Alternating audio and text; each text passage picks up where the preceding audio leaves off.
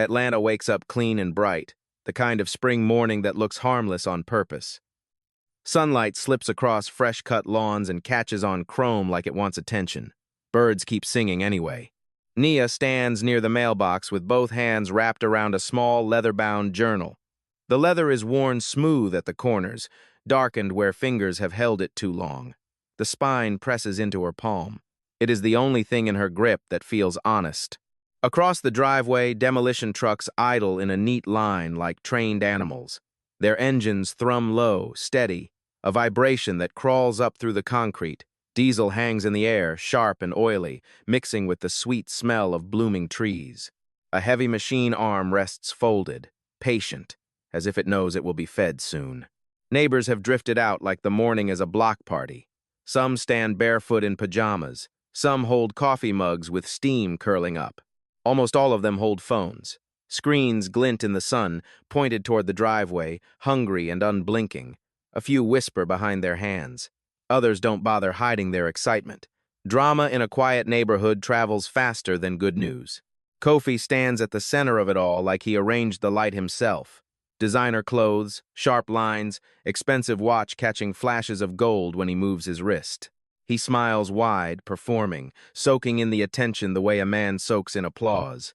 His voice is already warmed up, loud enough to reach the sidewalk and the end of the block. Ayana is wrapped around him, pressed close at his side. Her jewelry throws little sparks of light onto his collar. She laughs into his cheek and kisses him like a prize, her nails resting on his chest as if she owns the space beneath her fingertips. She looks toward the phones and tilts her chin, giving the crowd a clean angle. Lorraine claps from the edge of the driveway, wearing a church hat that doesn't belong on a Saturday but sits on her head like a crown anyway. Each clap is crisp and approving, like she is testifying in front of a congregation. Her smile is sharp enough to cut fabric. Terrence stands beside her, phone held up high, already recording. He grins at his own screen, framing the scene like a producer. He shifts the camera from Kofi's face to Ayana's jewelry to the trucks, and his mouth moves as if he's narrating to an audience that isn't here in person. Nia does not step forward. She does not rush to the center of the driveway. She does not beg for a quieter ending. She stays where she is, just beyond the mailbox, the grass damp under her shoes, the journal tucked against her chest like a shield no one recognizes. A breeze lifts a few strands of hair from her pulled-back ponytail and lays them against her cheek. She doesn't brush them away. Her face is still, not blank from emptiness, but from control. She blinks once, slow, as if saving every movement. Kofi throws an arm wider, gesturing at the house behind him. The home is beautiful in that polished suburban way, bright windows, clean siding, the kind of place people point to when they talk about making it. Morning light sits on the front porch rail like it belongs there. Kofi raises his voice another notch, tasting how far it carries. "Tear it down," he says, and his words slap the air like a command meant to entertain.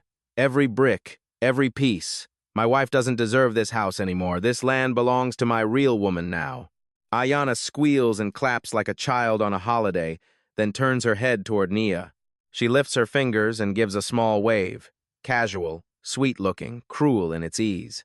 "Thanks for keeping it warm for me, honey," Ayana says, bright enough to sound like a joke to anyone who doesn't understand what it costs. A few neighbors suck in a breath. Someone's phone camera dips and rises again, as if the person holding it can't decide whether to be ashamed or thrilled. A dog barks once, confused by the tension it can't name. Lorraine leans forward, voice loud with pride. "That's right, son. She never appreciated what you built. Give it to someone who deserves you." Terrence swings his phone in a slow pan, grinning. "Y'all seeing this?" he says, eyes locked on his screen. "My brother upgrading. Out with the old, in with the gold."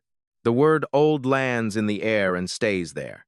Nia's fingers tighten around the journal. The leather creaks faintly under the pressure. Her thumb finds the edge of the cover where it's slightly frayed.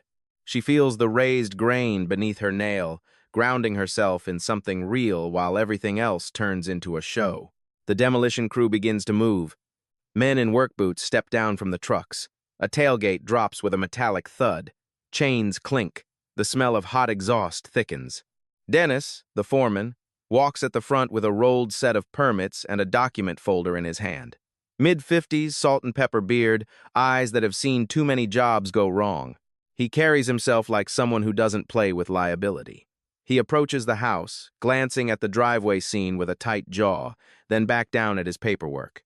He flips the top page open as he walks. The paper makes a dry, heavy sound. His eyes skim familiar lines, routine, practiced. He nods once to himself, as if confirming what he expects to see. Then his steps slow. His gaze catches on something. His brow tightens. He stops walking altogether, right there in the sunlit driveway, with the engines humming behind him and Kofi's laughter still hanging in the air. Dennis looks down again. He reads the line a second time, then a third. He turns the page and back again, like the words might change if he checks from another angle. His hand shifts on the folder, knuckles whitening. A faint tremor runs through his fingers. Behind him, one of his crew notices and pauses mid-step. Another man, halfway to a toolbox, freezes with his hand hovering. The chain clinking stops. Even the idle rhythm of movement breaks, as if the whole crew has been trained to listen to Dennis's silence. Dennis swallows. His throat bobs. He looks up, not at the house, but at Kofi. Kofi is still smiling, still performing, still wrapped in Ayana's grip, still taking Lorraine's claps like a blessing. Terrence's phone remains held high, capturing every angle. Nia watches Dennis's face change. She notices the way his eyes lose their casual certainty, the way his shoulders stiffen as if bracing for impact, the way he holds the deed like it suddenly weighs too much. Dennis turns and walks back toward the group, slow and careful, as though one wrong step might set something off. His boots scrape faintly on the concrete. The neighborhood's phones track him without meaning to. He stops a few feet from Kofi and clears his throat, trying to keep his voice professional. The sound comes out tight. "Sir," Dennis says, and the word is polite but edged with caution. "I need to ask you something." Kofi's grin widens, amused at the interruption. He tilts his head like this is part of the show. Dennis lifts the document slightly, eyes flicking down once more to make sure he isn't losing his mind. "Whose house is this?" he asks. Dennis's question hangs in the driveway like a wire pulled taut. For a beat, nothing moves. The demolition trucks keep idling, low and steady, the sound filling the silence the way water fills a sink. A faint click comes from somewhere nearby, someone's camera trying to refocus on Dennis's face. Nia feels the sun on her forearms and the journal's edge pressing into her ribs. The leather is warm where her fingers have held it too long. She keeps her shoulders relaxed, even as the air seems to tighten around the word whose. Kofi lets out a short laugh, sharp and dismissive. "What kind of question is that?" He opens his hands as if presenting the obvious. "It's my house. I bought it. I paid for it. 10 years. Everybody here knows that." Ayana's smile stays pasted on, but it wavers at the corners, like paint cracking. Her rings glitter when she shifts her hand on Kofi's chest. Lorraine's clapping stops mid-motion, palms hovering an inch apart as she leans in. Dennis doesn't laugh. He doesn't apologize. He lifts the deed higher, the paper trembling just enough for the sunlight to catch the raised seal. The county stamp sits on the top page like a bruised red ink, crisp edges, official weight. His eyes flick down again, then up, as if trying to give Kofi a chance to correct reality with a simple sentence. "Sir," Dennis says, slower now, careful in the way a man is careful around live electricity. "That's not what this says." Kofi's laugh cuts off, not cleanly, like something snagged in his throat. "What are you talking about?" Lorraine snaps, her church hat tilting as she steps closer. Her voice is loud on purpose, meant to push the moment back into control. Dennis swallows, and Nia watches the line of his jaw tighten. "According to county records," he says, "this property has never been in your name." A neighbor's phone emits a tiny notification chime before the owner fumbles to mute it. The sound feels obscene in the sudden quiet. Ayana's hand loosens on Kofi's chest. She glances at him, searching his face for the confident grin she came here to stand beside. Terrence's phone remains up, but his eyes drift away from the screen, as if he isn't sure he wants proof of what's happening. Kofi's voice rises, strained. "That's impossible. I have papers, mortgage documents. Dennis shakes his head once, slow. "It's been held under a family trust," he says, and the words come out like they've been sitting in his mouth, heavy. Since 1947, Thornton Family Estate Trust. The name lands. It doesn't sound like a tech guy's purchase. It sounds old, quiet, permanent. Kofi's face drains in stages, as if the color is being pulled out by an invisible hand. His mouth opens, then closes. His eyes flick toward the house, then back to the deed, like the building might suddenly announce his name on the siding. Dennis's thumb taps the edge of the paper, almost unconsciously, anchoring himself. "You've been making payments," he continues, voice still professional, still trying to stay inside the lines of his job. $1,500 a month. Kofi blinks. "Yeah, that's the mortgage." Dennis's breath leaves him in a controlled exhale. "Rent," he says, and it's a small word that somehow makes the whole street tilt. Naya feels the neighborhood's attention pivot, not toward Dennis anymore, but toward her. The shift is subtle, the way a crowd leans without thinking. Eyes flick to the woman at the edge of the driveway, the one who hasn't fought for the spotlight. She lifts her chin, just enough to meet it. Kofi turns too, finally seeing her as something other than a prop in his performance. His expression is confused first, then irritated, then suddenly uncertain, like a door he thought was locked has moved under his hand. Nia steps off the grass onto the concrete. The sound of her shoes is quiet, but in the hush it carries. Her grip on the journal stays firm. The leather cover creaks faintly when her fingers shift. She stops beside Dennis, not crowding him, but close enough that the deed's red stamp sits in her peripheral view like a clock. Her voice, when it comes, is soft. It doesn't need volume. The street is already listening. "You're right," Naya says to Kofi. "You've been paying every single month. 1,500. Kofi's jaw tightens. "Nia, what is this?" He tries to laugh again, but it falls flat. "You acting like you know something?" Nia doesn't answer the bait. She opens the journal with a slow, deliberate motion. The thick pages shift with a dry, papery whisper. Inside, the edge of a neatly arranged folder peeks out, clean and organized, like it's been waiting for daylight. Dennis's eyes drop to it. His Adam's apple bobs. Nia slides the folder out halfway. A stack of documents sits inside, squared edges, clipped in place. On the top page, a bold header and a block of official text, and near the bottom, visible even from a few feet away, a stamped time that reads like a verdict. 9:00. She doesn't hold it up yet. She doesn't show the crowd what it wants. She keeps it angled toward herself, toward Dennis, as if this is a private transaction taking place in public space. Kofi's voice cracks with impatience. "What's in there?" Nia looks at him, and there's no anger in her face. No pleading, just a steadiness that makes his irritation look childish. "In Charleston," she says. "My family's law firm manages the trust accounts." Lorraine makes a choking sound, halfway between a scoff and a gasp. "Your family."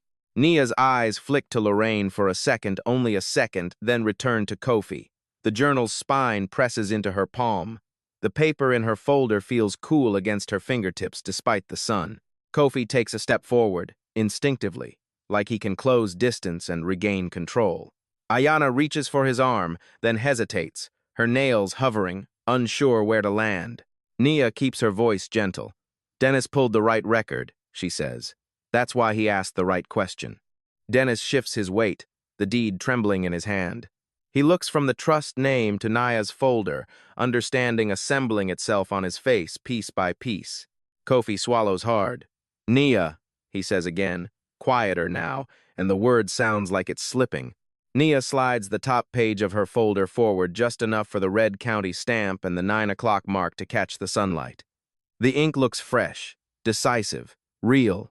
The driveway seems to exhale, and then hold its breath again, waiting for what that time is about to do. Kofi stares at the sliver of paper catching the sun, like the red stamp might fade if he blinks hard enough. "That doesn't mean anything," he says, too fast.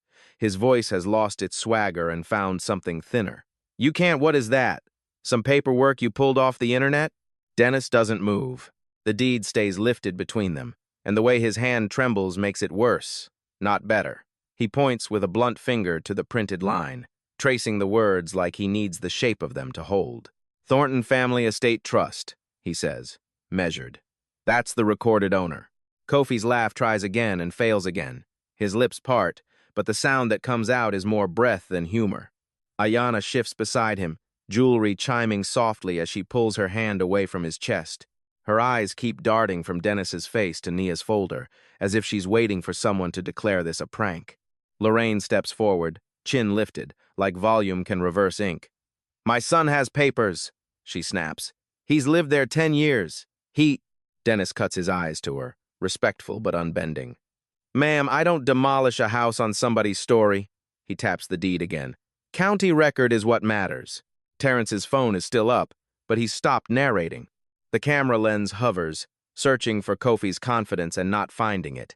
A neighbor coughs and immediately looks embarrassed, as if noise is forbidden now. Kofi turns fully to Nia.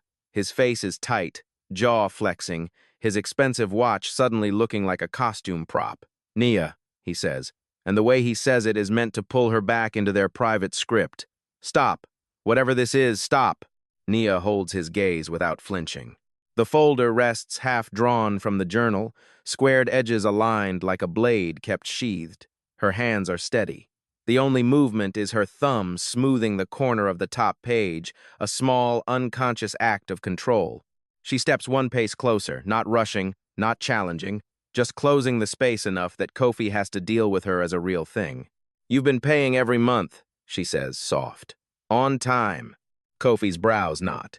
"Yeah, because I'm not like—" He stops himself, glancing toward the neighbors, the phones. "Because I handle my responsibilities." Dennis inhales through his nose, like he's choosing his words carefully. "Sir," he says, "those payments weren't a mortgage. They were rent payments deposited into a trust account." The word rent hits Kofi like a shove. His shoulders jerk back slightly, almost imperceptible, but Nia catches it. So does Ayanna. Her mouth opens a fraction, then closes. "That's a lie," Kofi says louder, the volume returning because he needs it. "I signed documents. I have—" Dennis's voice stays level. "Lease-to-own agreements exist, sir, but ownership is ownership, and this deed," he holds up the paper as if it's a courtroom exhibit, "doesn't list you. Not once." Kofi's eyes dart again to the house behind them, like the siding might start spelling his name if he stares hard enough. The machines behind the crew sit still, enormous and patient, their metal arms folded. The crew members watch, hands paused on straps and tools, waiting for Dennis's call like soldiers waiting for orders. Nia slides the folder out another inch. Paper whispers against paper. The sound is small, but it lands, the way a match strikes in a dark room. Kofi notices it too. His eyes lock onto the folder, and his mouth tightens. "What are you doing?" he asks, voice dropping. "What is that?" Nia opens the journal wider, letting the sun fall across the page edges. The leather makes a faint creak, like an old door opening. Inside, the documents are clean and stacked, corners sharp, no frantic crumpling, no last-minute scrambling. It looks prepared. It looks inevitable.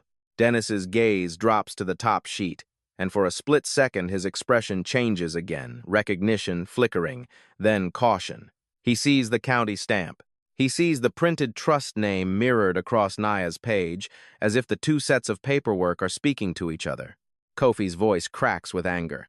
"So you've been planning this? You've been what, waiting to embarrass me?" Nia's eyes stay on his. "You brought the audience," she says quietly. Ayanna flinches, like the sentence brushed her skin. Her fingers curl around her bracelet, twisting it once. The metal clinks softly. She looks at Kofi, searching for an explanation that doesn't exist. Lorraine's face hardens. "Don't talk like you're some victim," she snaps at Nia. Nia turns her head slightly toward Lorraine, just enough to acknowledge her presence. Her expression doesn't change. "I'm not asking to be believed," she says. Terrence shifts his stance, and the gravel under his shoe crunches loud in the hush. He swallows, throat working, eyes flicking between Nia's hands and his own screen. The grin from earlier is gone. His face looks younger now, uncertain. Dennis clears his throat. "Ma'am," he says to Nia, voice lowered, respectful. "Do you want me to—" Nia nods once. A simple motion, almost polite. Kofi's nostrils flare. "No," he snaps. "Don't. Dennis, don't listen to." Dennis's jaw tightens. "Sir, I'm listening to the documents." Kofi steps forward, hand lifting as if he might snatch the folder. Ayana reaches for his wrist, finally touching him again, but her grip is light, unsure.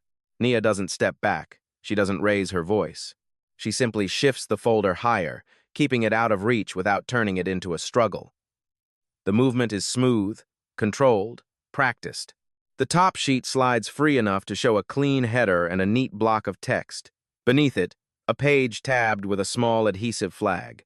On the visible margin, a printed date line sits like a quiet threat, and that stamped time 900 rests near the top like a clock that has already struck. Kofi's throat bobs. His voice comes out smaller. Nia, baby. The endearment sounds wrong in the open air, under the gaze of phones. Nia's eyes don't soften. Don't, she says, barely above the engine hum. Dennis takes a half-step closer, eyes fixed on the folder. His hands hover for a moment, construction-rough fingers suddenly careful before he accepts the papers as if they are fragile evidence. The crowd leans in as one organism. Screens tilt. The morning light glints off lenses. Nia releases the folder into Dennis's hands without ceremony, like signing over a fact. Kofi stands frozen, watching the paper leave her control and enter someone else's, someone neutral, someone procedural. Dennis looks down. His breath catches. And for the first time, Kofi's confidence truly leaves his face, replaced by a blank panic that has no words yet. Dennis holds the folder like it might bite him. His rough thumb slides along the top page, careful not to smudge the ink. The red stamp sits near the upper margin, crisp and official, and the printed time reads like a countdown that already reached 0. He swallows, eyes scanning line by line, then flicking back to the deed in his other hand, confirming the same name twice. Kofi leans forward, chin jutting out as if proximity can change the outcome. "Read my papers," he says, voice sharp. "I have mortgage documents. I have receipts. This is some setup." Dennis doesn't look up yet. His eyes keep moving across the text, and the longer he reads, the more his face tightens with a kind of reluctant certainty. "Sir," Dennis says finally, voice low, "these aren't internet printouts." Ayana's lips part, then press together. Her gaze drops to the folder and lingers on the stamp, as if she can't stop staring at it. The morning breeze nudges a strand of hair across her cheek. She doesn't brush it away. Her jewelry looks louder now, clinking with every nervous shift. Lorraine's hand lifts like she's about to point, then hesitates. Her confidence wobbles on its own legs. Nia watches Dennis's eyes pause at a line, then jump down again, tracking a number. She can see the exact moment he hits the payment section, his brow creases, and his mouth opens slightly like the air is thinner there. Dennis clears his throat. "It shows monthly deposits," he says. 1,500. Consistent. Kofi snorts, desperate for ground. "Yeah, because I pay my mortgage." Like a man. Dennis finally looks up, and there's no judgment in his eyes, just procedure. "It's labeled as rent payments to the trust account," he says. "Not a mortgage." He turns the folder slightly so he can see Nia and Kofi in the same line of sight. "And the account is managed," he glances down again, "by a law firm in Charleston." Kofi's face twitches, something between disbelief and rage. "Charleston?" he repeats, like the word is an insult. He turns to Nia, eyes wide now. "Why is your name in this? Why is Charleston in this?" Nia's voice stays soft. "Because that's where the trust is administered." Her calm lands wrong in the driveway. It makes Kofi's volume sound childish. Terrence lowers his phone an inch, then raises it again, uncertain. The camera tries to catch Nia's face, then the stamp, then Kofi's expression. His own breathing is audible, quick and shallow, and he swallows hard like he can taste the humiliation before it fully arrives. Dennis flips to the next page. The paper makes a dry, heavy sound. His finger traces a line of printed text, stopping at a name. "Thornton Family Estate Trust," he reads again, as if he needs the neighborhood to hear it twice. He looks up, and his gaze lands on Nia this time, not Kofi. "Ma'am," he says quietly, "are you?" Nia gives a small nod. Not proud, not dramatic, just confirming a fact. Kofi's mouth opens, then closes. "No," he says, shaking his head, but the word doesn't come with conviction. "No, she's my wife. She doesn't have..." Dennis lifts the deed in his left hand, then the folder page in his right. holding them like two halves of the same lock. "Sir," he says, "this property has been held in trust since 1947. It's never been transferred into your name." A neighbor's phone buzzes. Someone quickly silences it. The quiet feels heavier after the interruption, like the whole street resents sound. Kofi's voice drops into something raw. "I have mortgage papers," he insists. "I signed. I paid. I—" Dennis's tone stays firm. "You've been paying," he agrees, "but not toward ownership." Kofi takes a step back without realizing it. His heel scuffs the driveway. Ayana watches him retreat, and something in her posture shifts too, her body angling away from him by a few degrees, as if instinctively creating distance. Nia lifts her chin slightly, eyes on Kofi, not the crowd. "You've been paying every month," she repeats, gentle as a nurse. "And every payment went into the trust account." Lorraine makes a sound like a swallowed curse. "You mean to tell me?" she starts. Nia doesn't let Lorraine take control of the moment. She keeps her gaze on Kofi. "Managed by my family's law firm," she adds, the words quiet and clean. Kofi's eyes dart to the neighbors, the phones, the faces. He sees the discomfort now, the curiosity, the hunger. He sees how quickly admiration can turn. He turns back to Naya like she's the only one who can stop the collapse. "Nia," he says, and the name comes out rough. "What are you doing? You want to embarrass me? In front of everybody?" Naya's expression doesn't change. "You already did that," she says.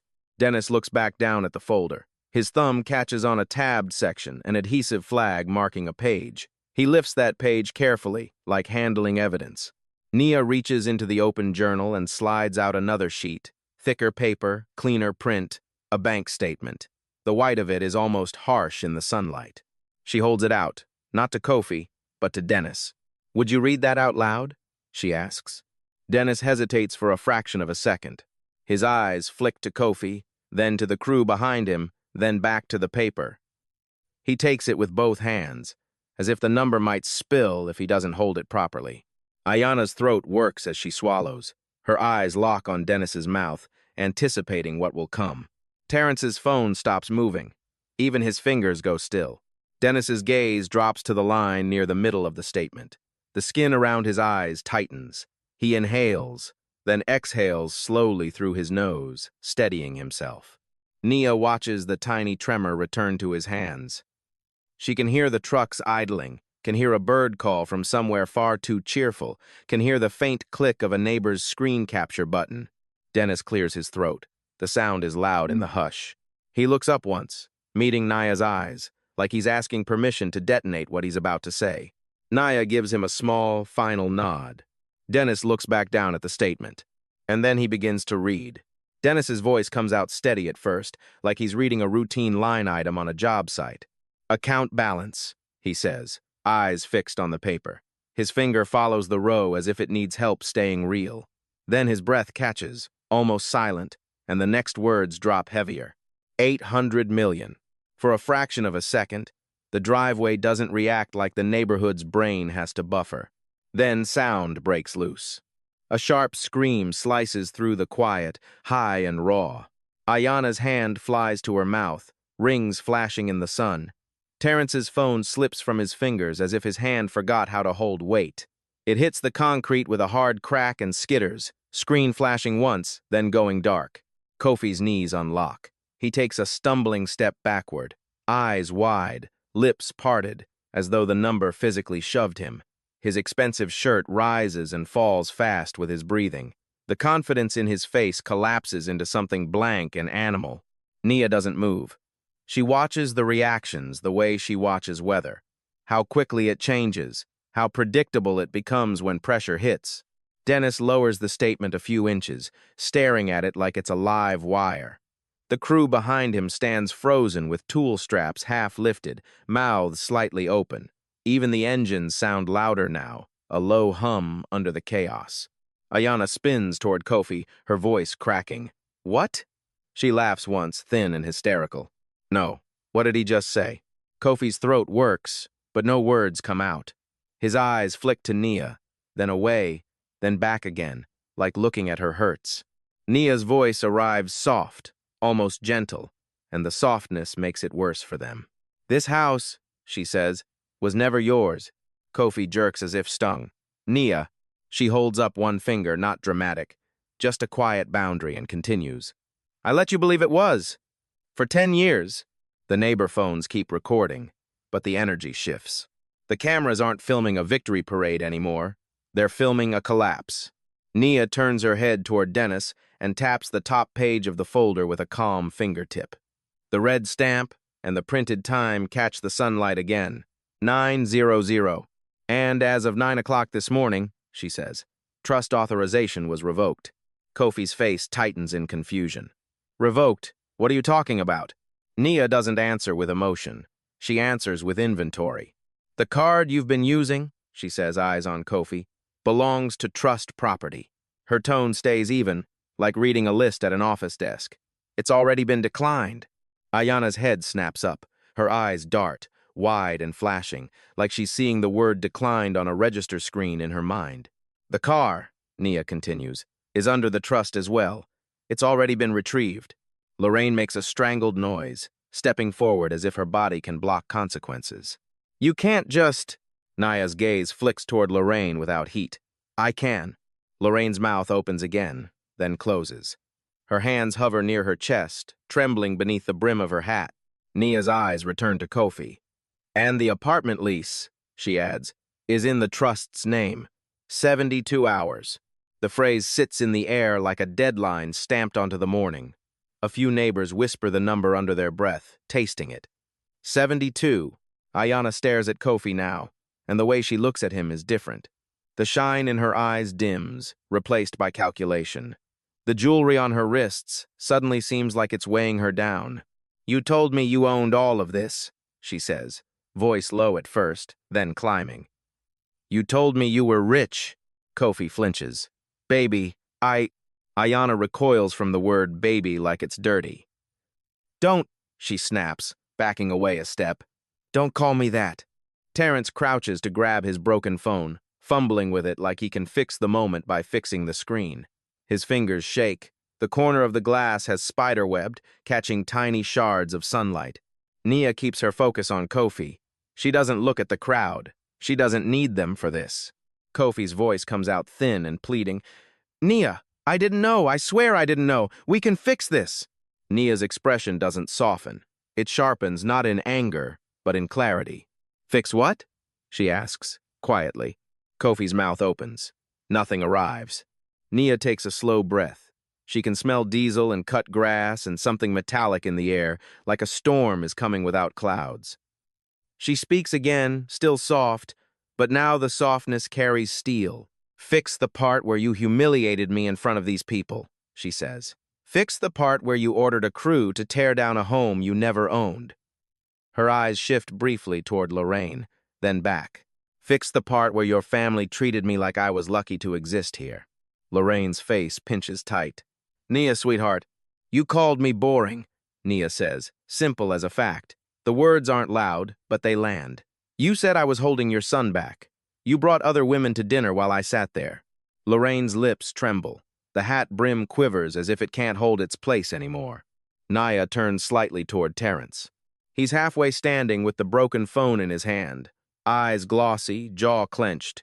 You posted it, Nia says. You made me a joke. Terrence's voice comes out small. I'll delete it. Right now, I swear.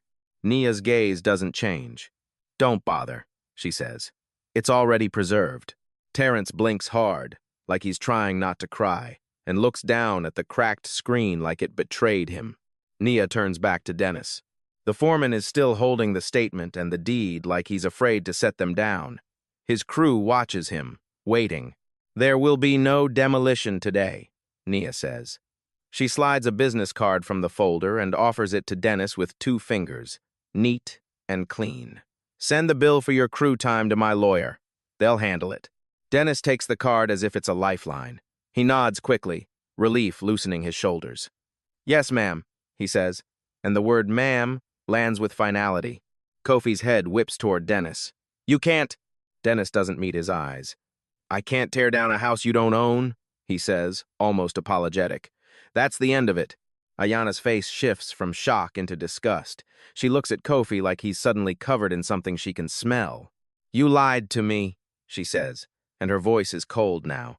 She pulls her phone out, thumb already moving, not to record, to escape. Naya watches Kofi's hands start shaking, fingers flexing like they're searching for a lever that isn't there. His eyes stay on her as if she's the last solid thing in the driveway and he's falling off a cliff. Nia doesn't step toward him. She doesn't step away either. She simply closes the folder, sliding it back into the journal with the same measured care. The leather cover shuts with a soft, final thump, and in that small sound, the whole street understands the difference between noise and power.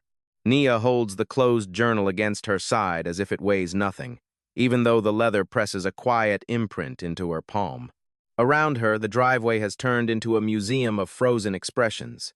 Faces hang open, hands hover without knowing what to do next. The demolition trucks keep idling, faithful and indifferent, their heat rippling the air above the hoods.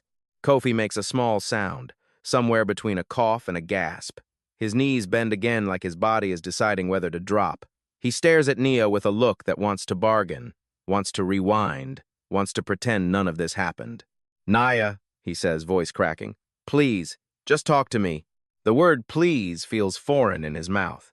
Nia doesn't answer the plea. She answers the record. She turns her head toward Lorraine, and the older woman straightens instinctively, like she's about to argue her way back into power. Lorraine's hat brim quivers in the breeze, and her hands clutch at her purse strap as if it's an anchor.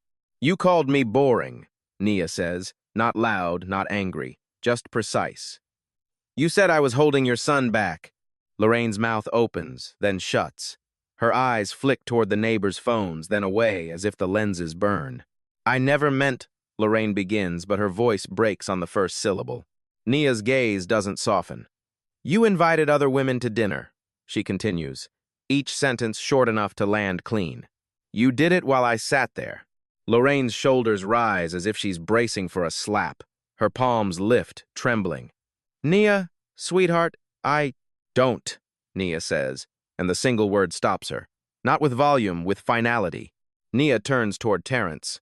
He's standing a few steps back, broken phone in one hand, the other hand rubbing his thumb against his fingers like he's trying to erase what they did. His eyes are shiny, wide with fear, now that he understands. Fear can be paper thin and still cut. "You filmed it," Nia says. "You posted it." Terrence swallows so hard his throat jumps. "I'll delete it," he blurts. "Right now. I swear. Just tell me what you want." Naya's expression stays level, almost gentle. "It's already preserved," she says. Screenshots, upload time, everything. Terrence's face drains. The word upload hangs over him like a noose.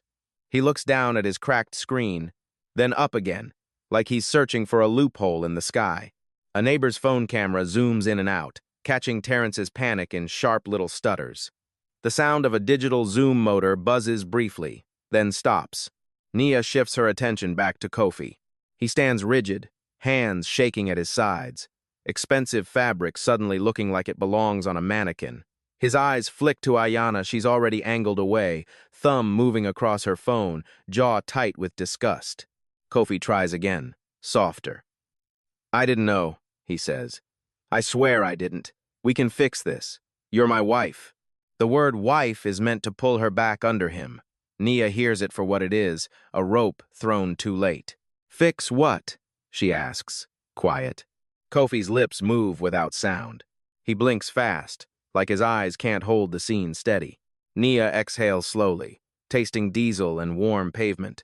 Then she speaks again, and the softness in her voice doesn't change, but something underneath it locks into place.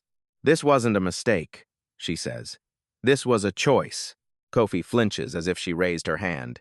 Nia tilts her head slightly, as if listening to the hum of the trucks, the distant chirp of birds that never stopped. "You chose to humiliate me," she says. "You chose an audience." She lets the silence hold for a beat. The neighbors don't whisper now. They just watch. Even Lorraine seems afraid to breathe too loudly. Nia turns toward Dennis, who still stands with the crew, business card in his hand like a small flag of surrender.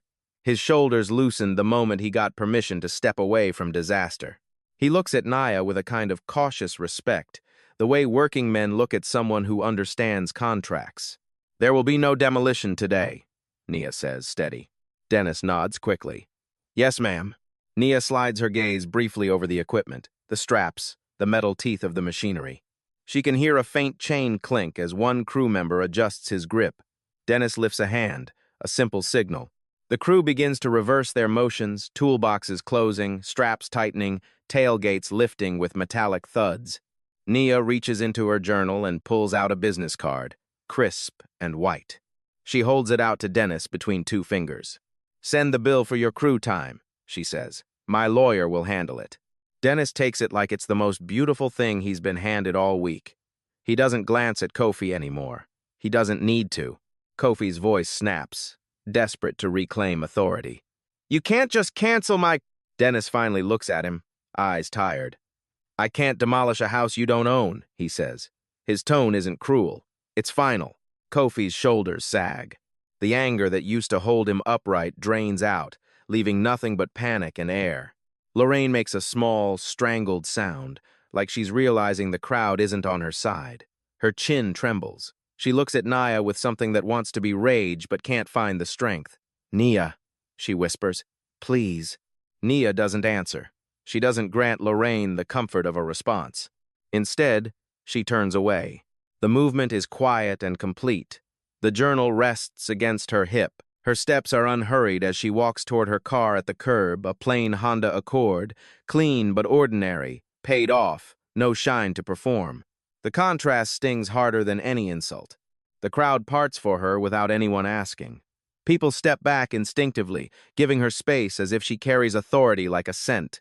Phones keep recording, but the angle changes now less hungry, more reverent, like they've realized too late who the main character is.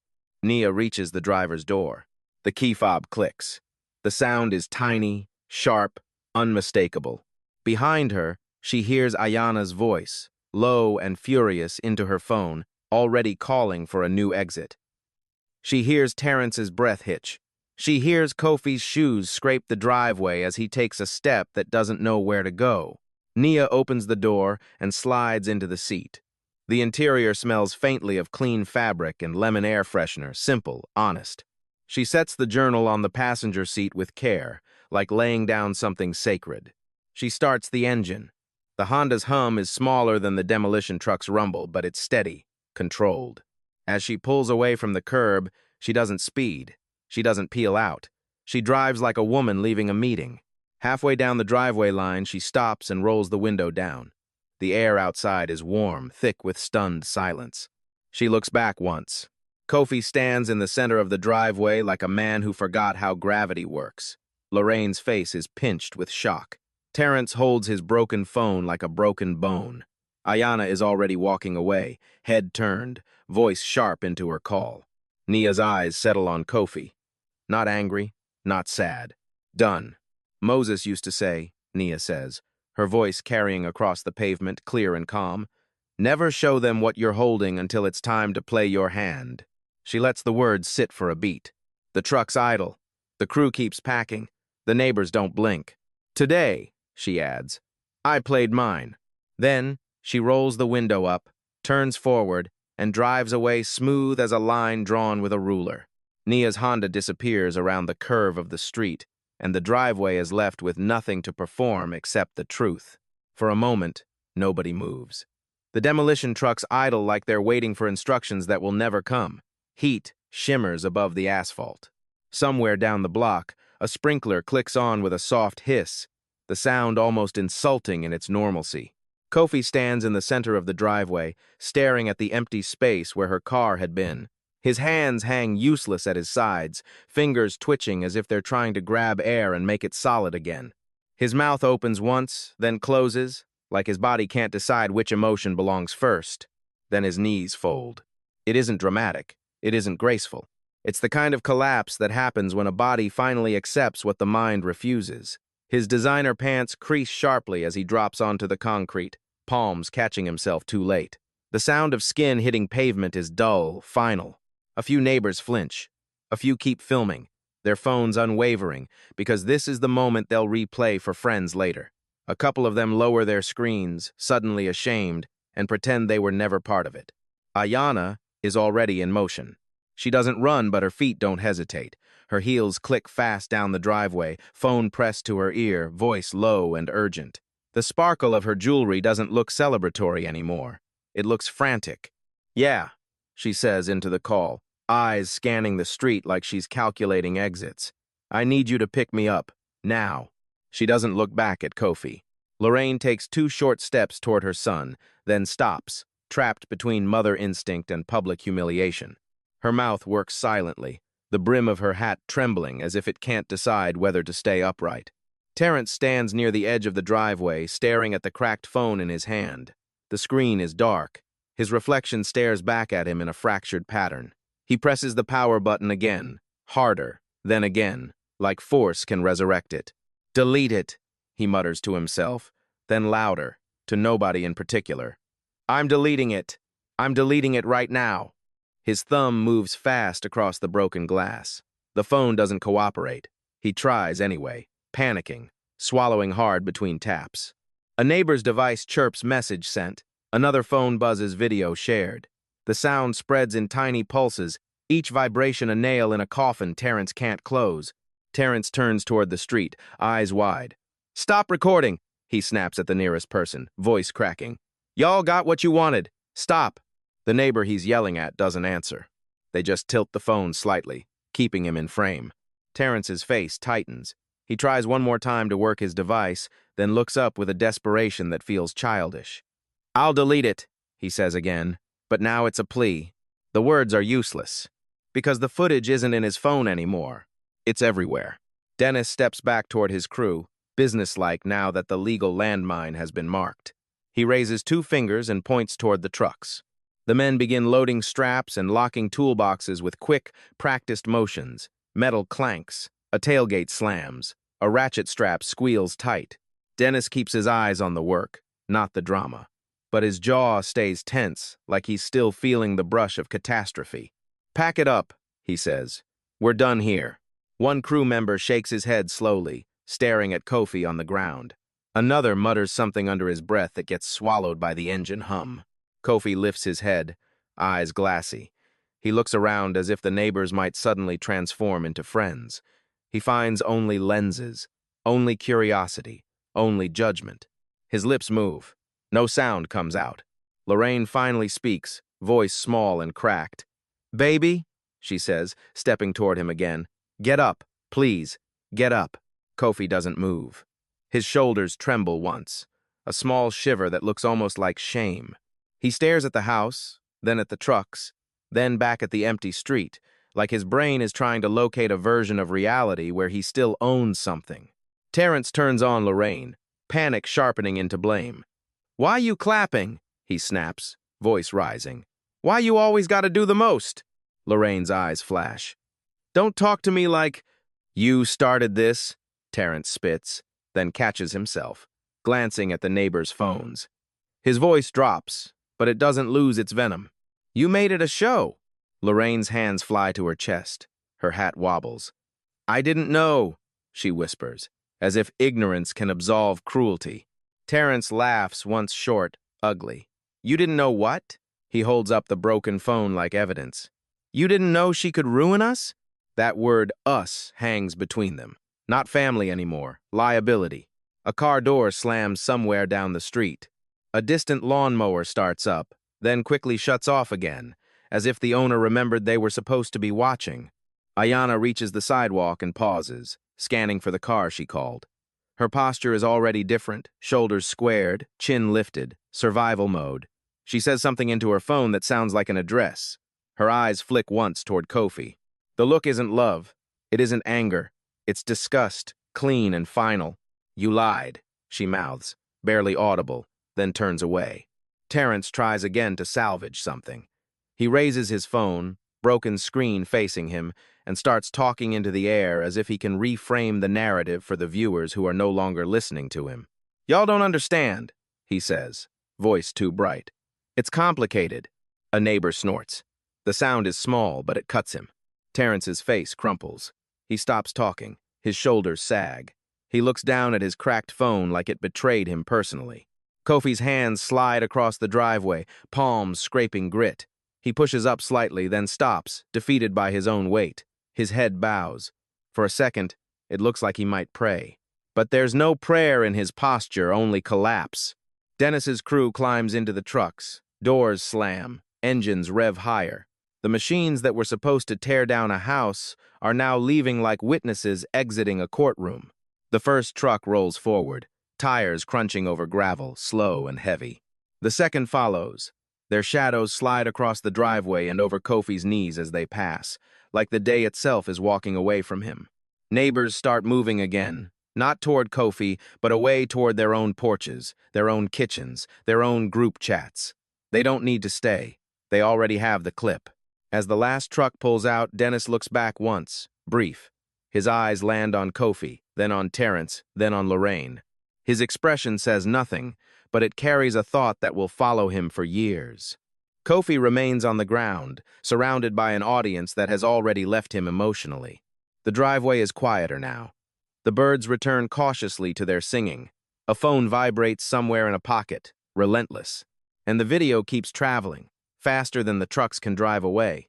The road out of the neighborhood smooths under Nia's tires, quiet and ordinary, as if nothing monumental just happened behind her. She keeps both hands on the wheel. Her grip is relaxed but precise.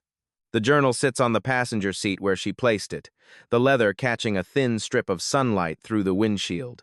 With every turn, it shifts a fraction of an inch and settles again, steadying itself like it knows the route. At a red light, the city breathes around her, and autobus hiss at the curb, distant horns, the soft rattle of a loose sign in the breeze. Her phone stays face down in the cup holder. It vibrates once, then stops. She doesn't flip it over. Her eyes stay forward, but her mind moves elsewhere, not backward in regret, backward in structure. A porch in South Carolina. Late-day heat clinging to wood boards. The smell of oil and metal drifting from a small repair shop nearby. A glass of sweet tea sweating on a table. Moses sat in a simple chair, shoulders squared even with age. He never wasted words. When he spoke, it was as if he'd already thought through every consequence and decided the truth could handle itself. Nia remembers the feel of the journal when it first landed in her hands, leather cool from the shade, heavier than she expected, pages thick enough to last. Moses had placed it in her lap like it was a tool, not a keepsake. "This was your grandmother's," he told her, voice low, eyes steady. "Write what matters." She had traced the spine with a cautious finger. Why? Moses had looked past her, toward the road, toward a world that loved noise and punished quiet. "Because people will always show you who they are," he said. "Your job isn't to fix them." The light in his repair shop had been warm, dusty, slanting through the open bay door. Tools hung in neat rows. The air smelled like grease and hot rubber.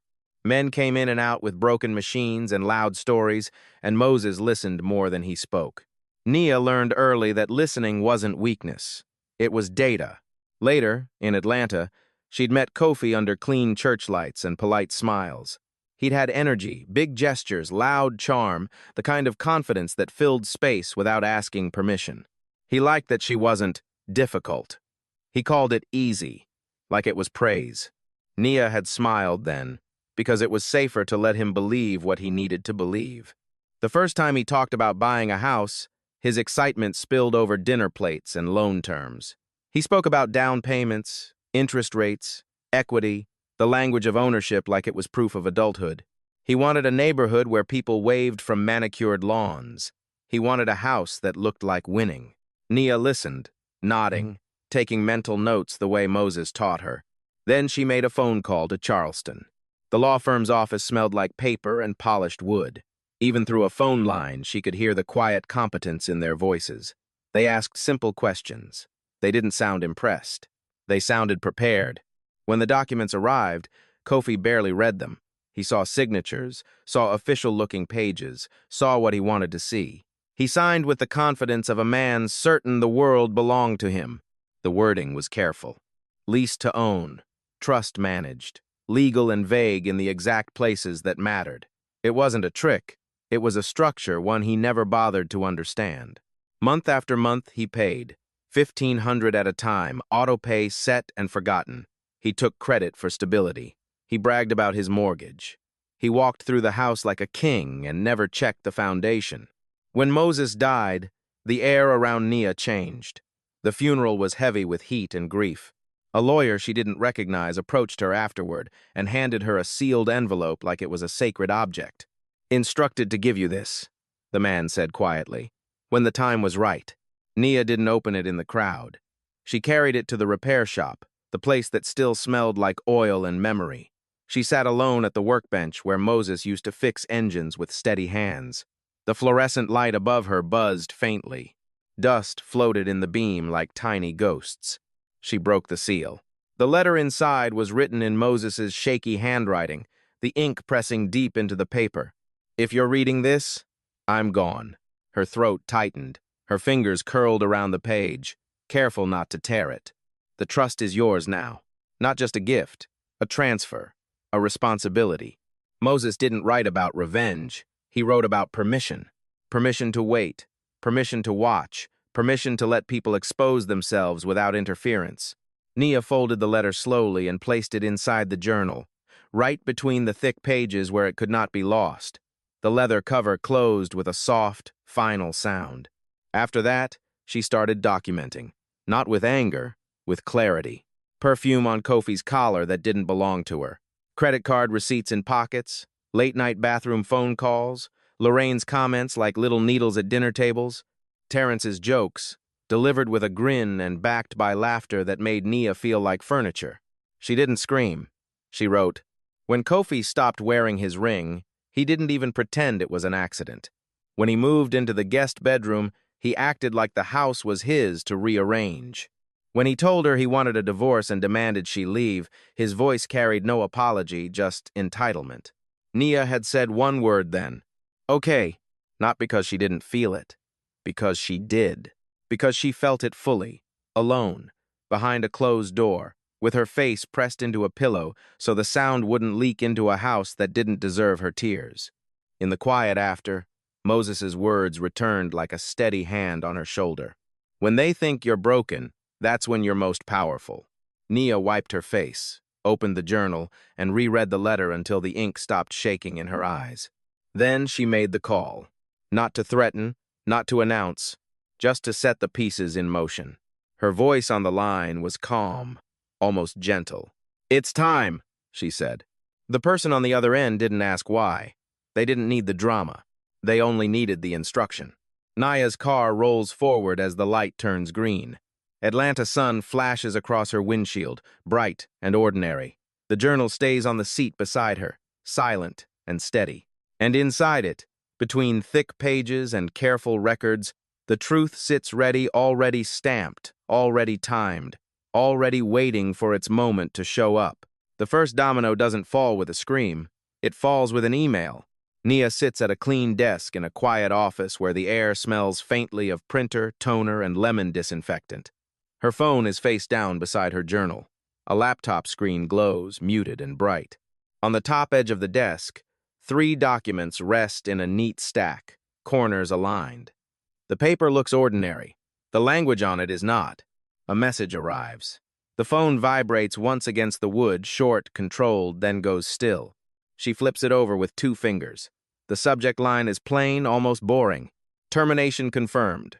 Nia doesn't react the way people expect. She doesn't smile. She doesn't celebrate. Her eyes move across the text like she's reading weather. On the screen, HR language is cold and efficient. Misuse of company card, policy violation, immediate separation. The phrase "effective immediately" sits in bold like a stamp. She hears the scene without seeing its security badge scanner beeping, a cardboard box scraping across a desk, elevator doors closing with a soft ding. Not because she's imagining revenge, because systems make predictable sounds when they work. Her thumb scrolls.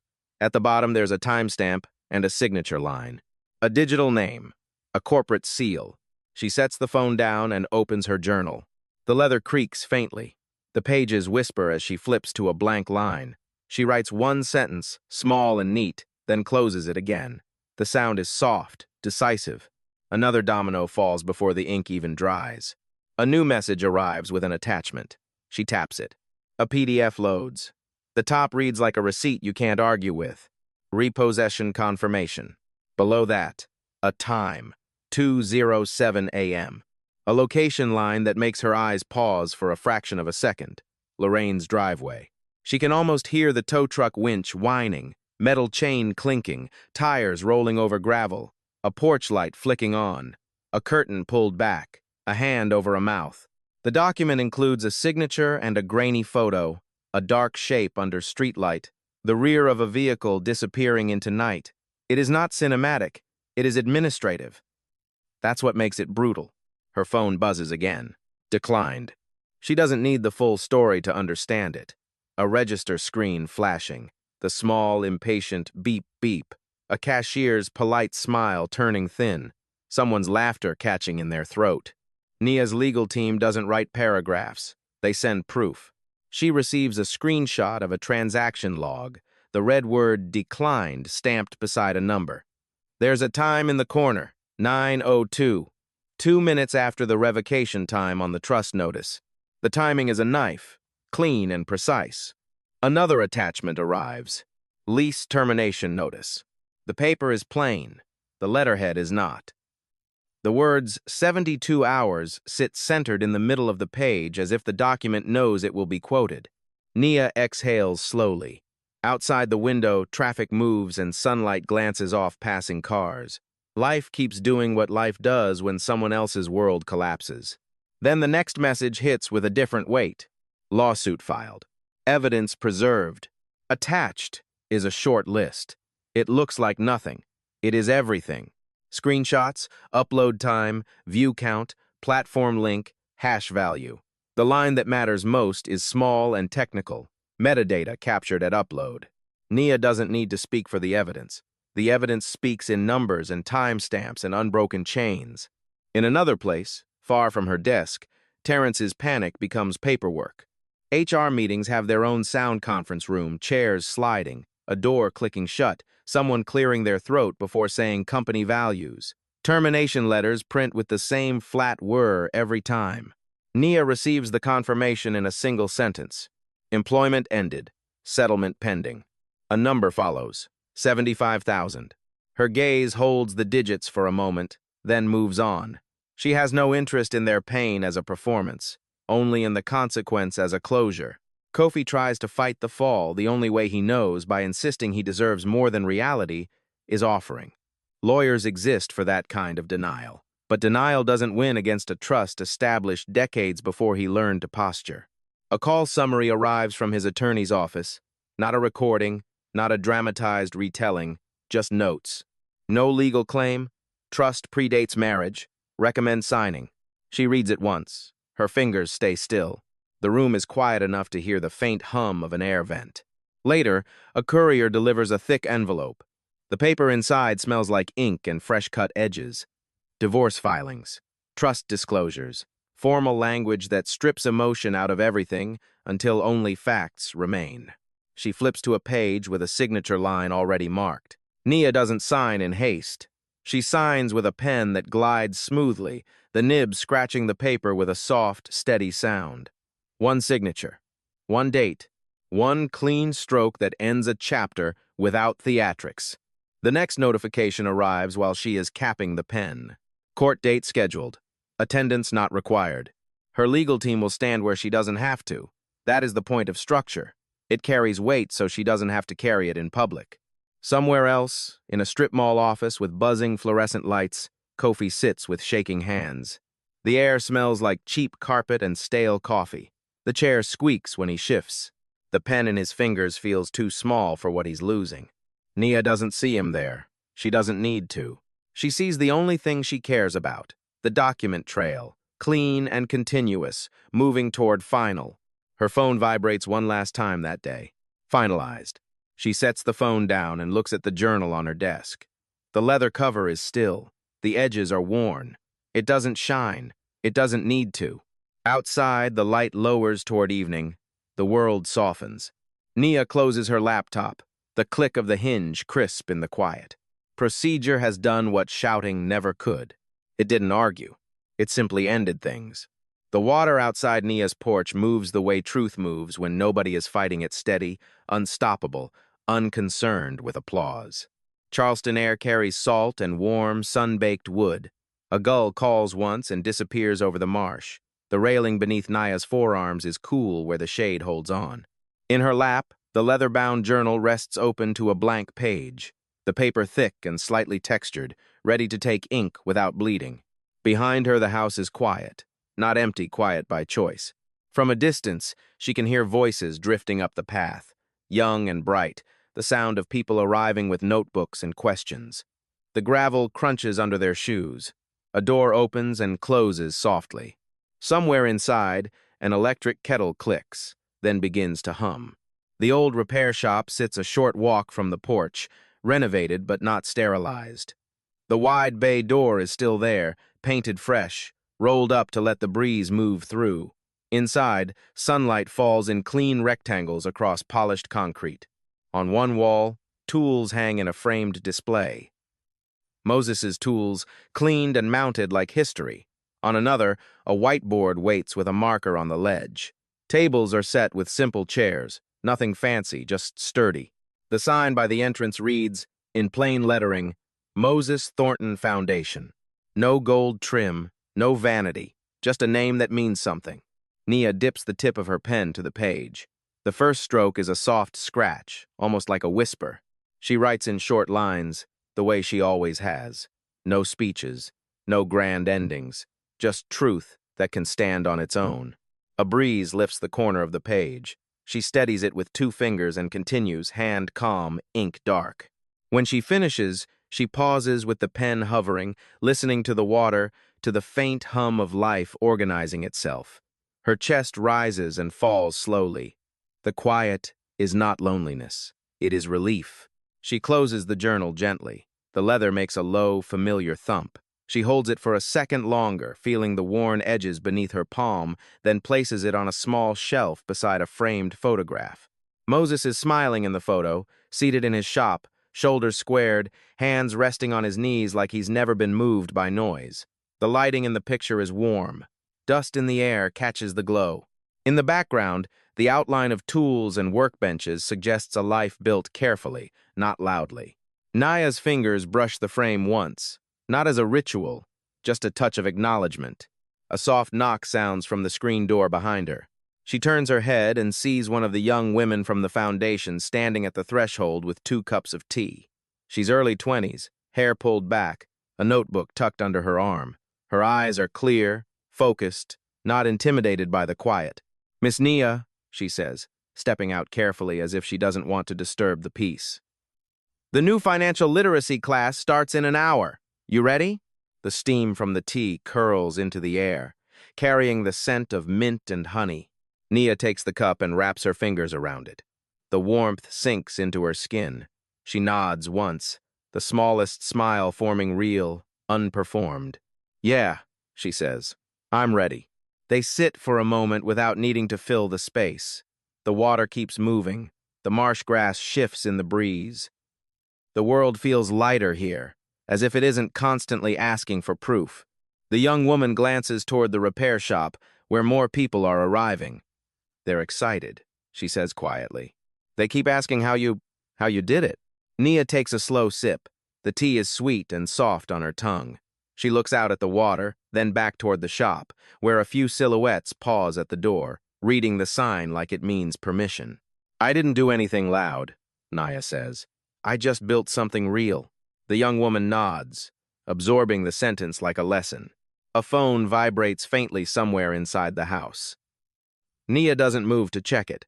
She can guess what it is, another attempt to reach her through some thin channel, some mutual friend, some apology that arrives too late.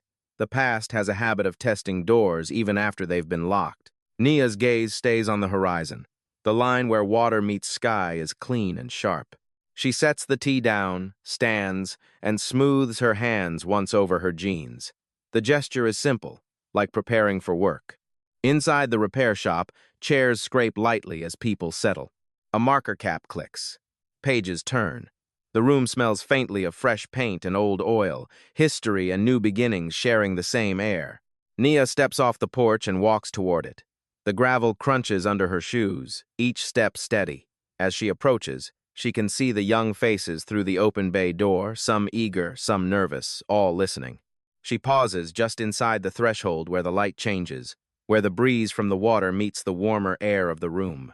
She doesn't stand at the center like a performer. She stands where she can see everyone clearly. Her eyes move across the room, calm and attentive. Then she picks up the marker. The cap pops off with a crisp sound. On the board, she writes one line in clean, even letters. Not a slogan, a rule. Verify, document, decide. She turns back to the class. Her voice is quiet, but the room leans toward it. Let's start with the first thing Moses taught me, she says. Money is a tool. Dignity is not for sale. The pens begin moving. The silence that follows isn't empty. It's focused. Outside, the water keeps going, indifferent to old drama, loyal only to the direction it was always meant to move. Quiet money. Loud lesson. Same address.